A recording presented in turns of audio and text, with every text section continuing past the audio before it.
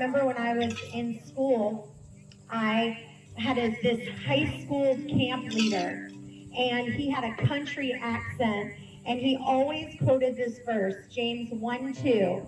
Consider it pure joy, my brothers, whenever you face trials of many kinds, because you know that the testing of your faith develops perseverance. And he always said that verse over and over again. And I feel like a lot of us as Christians, we think, I'm walking with God and I feel like all this bad stuff is happening. And there comes a moment when you realize when there's no adversity in your life, there may be no progress as well. The absence of adversity, there might be no progress in your life, and we just can't run from it. And God never said this life would be easy.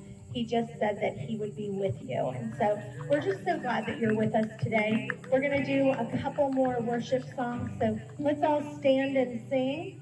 So everyone, Kylie has not only made a decision for Jesus Christ, but is wanting to follow him, the Son of God, the perfect one, who was baptized in believer's baptism. So it's an outstanding day. So would you please tell everybody your full name?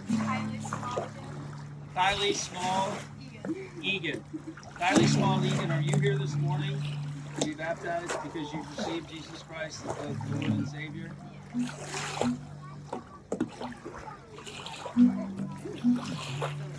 Kylie Egan, because of your love for our Lord Jesus Christ, and having received him as your Lord and Savior, it's our honor today to baptize you in the name of the Father, the Son, and the Holy Spirit. Be baptized.